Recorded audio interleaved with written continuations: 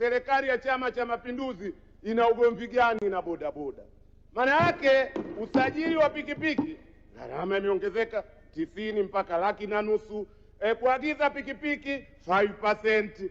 Sijui ili mradi tozo juu ya tozo itaenda kuwa na impact kwa sekta. Katibu mkuu wa chama cha ACT mbunge Mheshimiwa Ado, mosi, Chama cha Mapinduzi chenye mamlaka kilichopewa dhamana na wananchi wa Tanzania hakiwezi kuwa na ugomvi na wavuvi.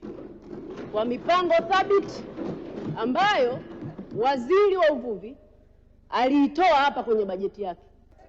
Kuna taarifa kutoka kwa Esther Bulaya, unaipokea? Siipokei kwa sababu sijui umahiri huo wa CCM ameujua lini. Akiwa Chadema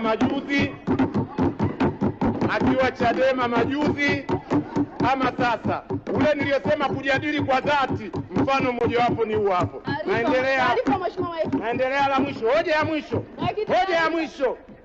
mwisho mwenyekiti. Bulaya, naomba kaa chini. Hoja ya mwisho. Mwisho tatu nao nayo. Kaa chini. Hoja ya mwisho. Kaa chini. Haujapewa ruhusa. Hoja ya mwisho. Malizia. Hoja kwamba Chama cha Mapinduzi pia kupitia hotuba hii kinaonekana misingi ya utawala bora, haki za binadamu, ukiangalia matukio ya utekaji hivi karibuni hayajapewa umuhimu na hatuwezi kutekeleza bila kuweka framework ya uwajibikaji.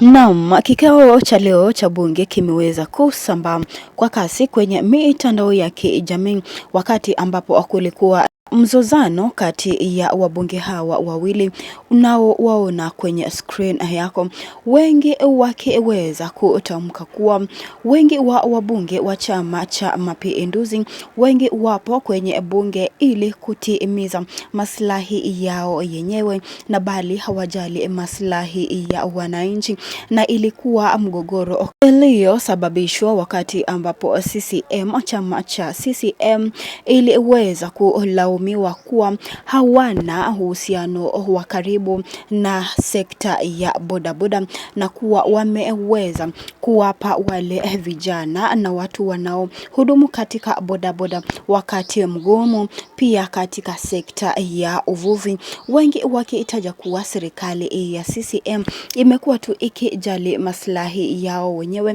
Na huyu mbunge ameweza kupongezwa kwa kasi kwenye mitandao wa kijamii, wengi wakimiminia sifa wakiitaja kuwa wabunge wengine wa CCM wao ni wa ovyo tu na wanajali maslahi yao tu wenyewe. Je, unakubaliana na hilo? Je, unahisi kwamba yupi alikuwa sahihi?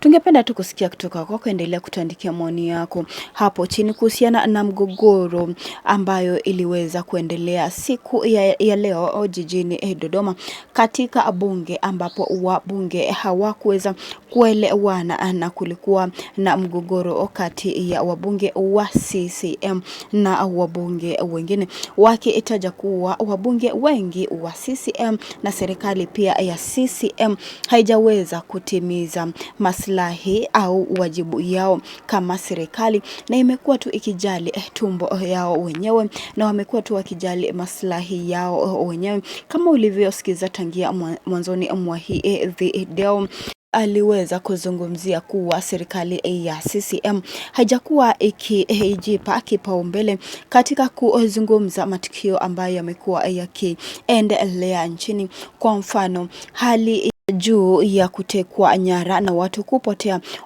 ovyo wakati ambapo wanaongea maneno hasi kuhusiana na serikali kama vile Humphrey Polepole, na pia kutowapa viongozi wa upinzani nafasi ya kujieleza, na kuwa serikali ya CCM imekuwa na uongozi wa udikteta ambapo hawasikizi ground, hawasikizi yale ambayo wananchi wanasema na wanasikiza tu yale ambayo ambao wao wanataka kufanya, lakini wabunge hao wameendelea kusisitiza kwamba watajitahidi wakati ambapo serikali ya Mama Samia Suluhu itaweza kuachilia wale wote ambao waliweza kutekwa nyara kama vile Humphrey Polepole, na pia kuachilia huru viongozi wa upinzani kama vile Tundu Lissu ambaye amekuwa akizuiliwa kwa muda mrefu sasa, na hali yake ya kiafya pia imekuwa ikidorora huko gerezani, wakitaja kuwa